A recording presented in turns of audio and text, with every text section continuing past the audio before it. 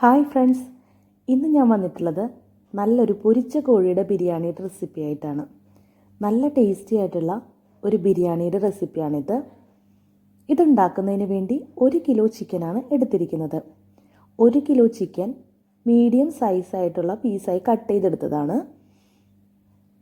ഇതിലേക്ക് ആവശ്യത്തിന് ഉപ്പ് ചേർത്ത് കൊടുക്കാം. 1/2 ടീസ്പൂൺ മഞ്ഞൾപ്പൊടി ചേർത്ത് കൊടുക്കാം. 1 ടീസ്പൂൺ ഗരം മസാല ചേർത്ത് കൊടുക്കാം. 1 ടീസ്പൂൺ കാശ്മീരി ചില്ലി പൗഡർ ചേർത്ത് കൊടുക്കാം. ഇനി ഇതിലേക്ക് 1 ടീസ്പൂൺ വിനാഗിരി കൂടി ചേർത്ത് കൊടുത്ത് കൈകൊണ്ട് ഇതുപോലെ നന്നായി ഒന്ന് മാരിനേറ്റ് ചെയ്തെടുക്കാം. ഇത് അരമണിക്കൂർ റെസ്റ്റ് ചെയ്യാൻ വെക്കണം. 250 ml കപ്പിൽ 3 കപ്പ് ബസുമതി റൈസ് കഴുകി വൃത്തിയാക്കി വെള്ളത്തിൽ 15 മിനിറ്റ് സോക്ക് ചെയ്ത് വെക്കണം. അരി വേവിക്കുന്നതിനായി 2 ലിറ്റർ വെള്ളം അടുപ്പിൽ വയ്ക്കാം. ഇതിലേക്ക് ആവശ്യത്തിന് ഉപ്പ്, 1 ടേബിൾ സ്പൂൺ സൺഫ്ലവർ ഓയിൽ ചേർത്ത് കൊടുക്കാം. 1 ബേ ലീഫ്, 1 കഷ്ണം പട്ട, 5 ഏലക്ക, 5 ഗ്രാമ്പു, 1 ജാതിപത്രി എന്നിവ ചേർത്ത് കൊടുക്കാം. ഇനി ഇത് നന്നായി തിളച്ച് വരുന്ന സമയത്ത് ഇതിലേക്ക് റൈസ് ഡ്രെയിൻ ചെയ്ത് ചേർത്ത് കൊടുക്കാം.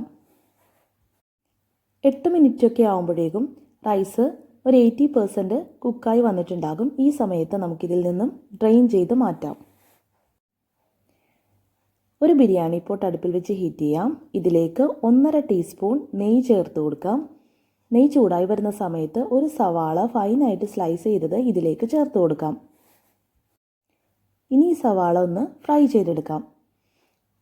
ഗോൾഡൻ ബ്രൗൺ ആയി വരുന്ന സമയത്ത് ഇതിലേക്ക് ആവശ്യത്തിന് കാഷ്യൂസും കിസ്മിസും ചേർത്ത് കൊടുക്കാം. ഇതും കൂടി ഒന്ന് ഫ്രൈ ചെയ്തെടുക്കാം.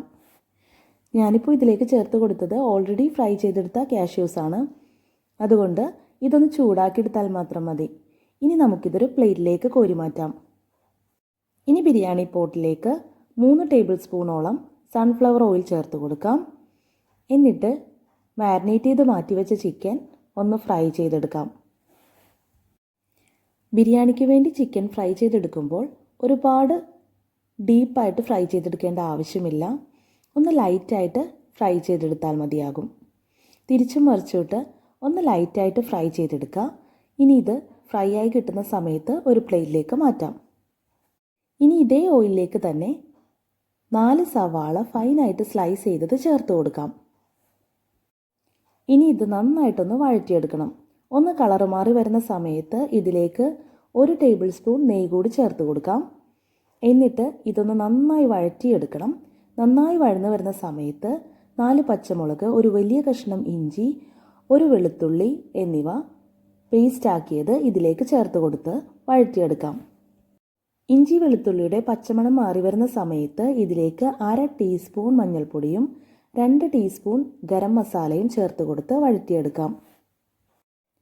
പൊടികളുടെ പച്ചമണം മാറി വരുന്ന സമയത്ത് ഇതിലേക്ക് ഒരു വലിയ തക്കാളി പേസ്റ്റാക്കി അടിച്ചെടുത്തത് ഇതിലേക്ക് ചേർത്ത് കൊടുക്കണം. ചെറിയ തക്കാളിയാണ് ഉപയോഗിക്കുന്നതെങ്കിൽ 2 തക്കാളി ഇതുപോലെ പേസ്റ്റാക്കി ചേർത്ത് കൊടുക്കണം. ഇതൊന്ന് വഴറ്റി തക്കാളി ഒന്ന് ഡ്രൈ ആയി വരുന്ന സമയത്ത് ഇതിലേക്ക് ആവശ്യത്തിന് ഉപ്പ് ചേർത്ത് കൊടുക്കാം. എന്നിട്ട് നന്നായി ഒന്ന് മിക്സ് ചെയ്ത് കൊടുത്ത ശേഷം ഇതിലേക്ക് ഫ്രൈ ചെയ്ത് വെച്ച ചിക്കൻ ചേർത്ത് കൊടുക്കാം. ഇനി ഇതൊന്ന് നന്നായി മിക്സ് ചെയ്തെടുക്കണം.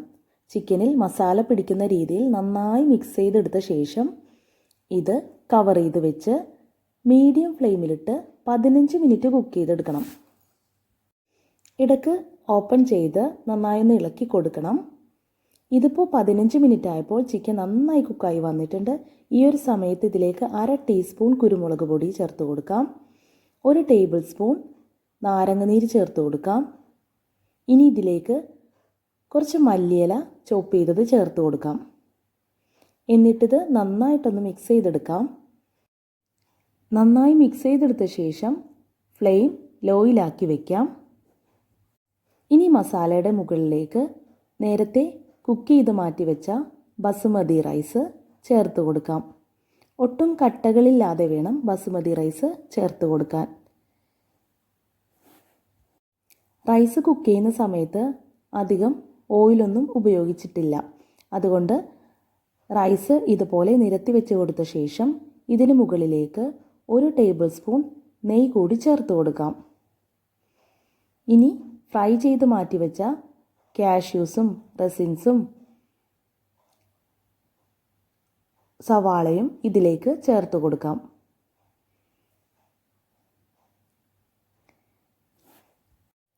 ഇനി ഇതിന് മുകളിലേക്ക് കുറച്ചധികം മല്ലിയില ചോപ്പ് ചെയ്തതും പുതിനയില ചോപ്പ് ചെയ്തത് കൂടി ചേർത്ത് കൊടുക്കാം. എന്നിട്ട് നല്ല ഫ്ലേവർ കിട്ടുന്നതിന് വേണ്ടി 1/2 ടീസ്പൂൺ ഗരം മസാല ഇതിന് മുകളിലായി ഒന്ന് സ്പ്രിങ്കിൾ ചെയ്ത് കൊടുക്കാം. ദം ചെയ്യുന്ന സമയത്ത് ഇതുപോലെ മസാല ആഡ് ചെയ്ത് കൊടുക്കുകയാണെങ്കിൽ നല്ലൊരു ഫ്ലേവർ കിട്ടും. ഇനി ഇത് കവർ ചെയ്ത് വെച്ച് ലോ ഫ്ലെയിമിലിട്ട് 15 മിനിറ്റ് ദം ചെയ്തെടുക്കാം. 15 മിനിറ്റ് ആകുമ്പോൾ ഫ്ലെയിം ഓഫ് ചെയ്ത് വെക്കാം. എന്നിട്ടൊരു 10 മിനിറ്റിന് ശേഷം ഇത് ഓപ്പൺ ചെയ്യാം. ഓപ്പൺ ചെയ്യുന്ന സമയത്ത് നല്ല സ്മെല്ല് വരുന്നുണ്ട് കേട്ടോ. നല്ല ടേസ്റ്റി ആയിട്ടുള്ള പൊരിച്ച കോഴി ബിരിയാണി റെഡിയായി കിട്ടിയിട്ടുണ്ട്. ഇനി നമുക്കിത് മിക്സ് ചെയ്തെടുത്ത ശേഷം ഒരു സെർവിങ് ബൗളിലേക്കോ കാസറോളിലേക്കോ മാറ്റാം. കൂട്ടുകാർക്ക് വീഡിയോ ഇഷ്ടപ്പെട്ടെങ്കിൽ ലൈക്ക് ചെയ്യാനും നിങ്ങളുടെ വാല്യുബിൾ കമൻറ്റ്സ് അറിയിക്കാനും മറക്കരുത്. Thank you for watching.